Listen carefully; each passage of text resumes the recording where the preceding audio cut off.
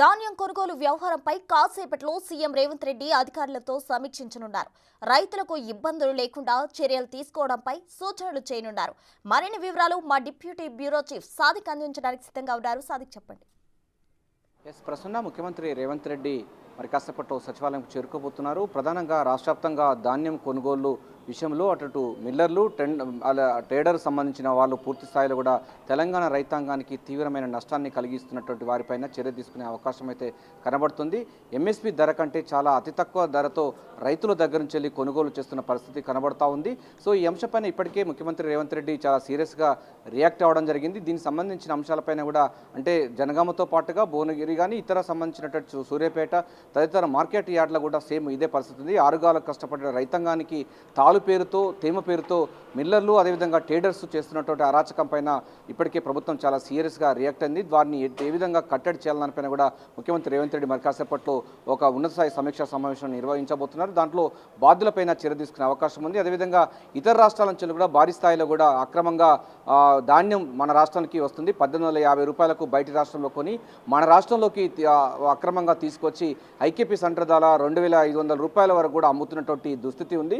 So సిండికేట్గా ఏర్పడిన traders Miller అందరూ కలిసి ఈ యొక్క దాష్టికానికి పాల్పడుతున్నారని కూడా ప్రభుత్వానికి దృష్టికి వచ్చింది. సో వీరందరినీ ఎట్లా కట్టడి చేయాలనిపైన కూడా పూర్తి స్థాయిలో ఫోకస్ పెట్టడం జరిగింది.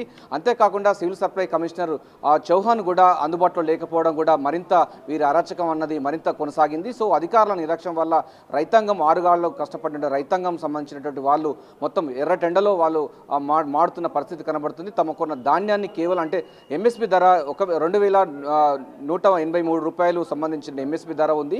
A1 సంబంధించినటువంటి ధాన్యానికి 2203 రూపాయలు ఉంది. కానీ మిల్లర్లు అదేవిధంగా ఈ మిల్లర్తో పాటు ట్రేడర్స్ ఇద్దరు కలిసి 1561 రూపాయలు అదేవిధంగా 1562 రూపాయల వరకు కూడా తగ్గించి మరీ చేస్తున్నారు. 30% వరకు కూడా కటింగ్ చేస్తున్నారు. దానిలో ప్రధానంగా చూసినట్టయితే తాలు పేరుతో అదేవిధంగా తేమ ఉందని పేరుతో కూడా వాళ్ళు ఈ విధంగా అరాచకం చేస్తూ ఉన్నారు. సో దీనిపైన కూడా ముఖ్యమంత్రి రేవంత్ రెడ్డి ఇప్పటికే నిన్న ట్విట్టర్ ద్వారా చాలా సీరియస్గా రియాక్ట్ అవ్వడం జరిగింది. అంతేకాకుండా జనగామ మార్కెట్ యార్డ్లో జరిగినటువంటి ఉదంతం పైన అక్కడ ఉన్నటువంటి అదనపు కలెక్టర్ ఇప్పటికే మార్కెట్ కమిటీ సంబంధించిన కార్యదర్శిని సస్పెండ్ చేయడం, అదేవిధంగా ముగ్గురు మిల్లర్ల పైన కూడా క్రిమినల్ కేసు నమోదు చేయడం అనేది కూడా పరిస్థితి ఎంత సీరియస్గా ఉందో స్పష్టంగా అర్థమవుతున్న నేపథ్యంలో మరికొన్ని ప్రాంతాల్లో కూడా ఇదే అరాచకం చూపిస్తూ ఉన్నారు. సో మిల్లర్లు అదేవిధంగా ఈ ట్రేడర్స్ కలిసి సిండికేట్గా ఏర్పడి రైతులు పండించిన పంటను పూర్తి స్థాయిలో వాళ్ళు మొత్తం కొనుగోలు చేయకుండా అనేక విధాలుగా వాళ్ళు ఇబ్బంది పడుతూ ఉన్నారు.